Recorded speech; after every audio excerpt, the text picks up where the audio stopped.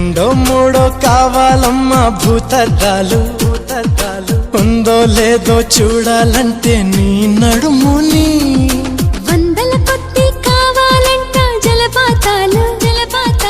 పెరిగే కొద్ది తీర్చాలంటే నీ వేడిని లెక్కకు మించి జరగాలమ్మా మొదటి రాత్రులు మక్కువ తీరగ చెయ్యాలంటే మధుర యాత్రలు విన్నాను నీ హృదయవాణి వెన్నెల్లలో నిన్ను చేరని మన్మధుడే బ్రహ్మను పూని సృష్టించాడేమో గాని 60 కేజీల దుడుకుతనాన్ని అలుపన్నది ఎరుగని రవితేజాన్ని పలికింది ఆకాశవాణి ఈ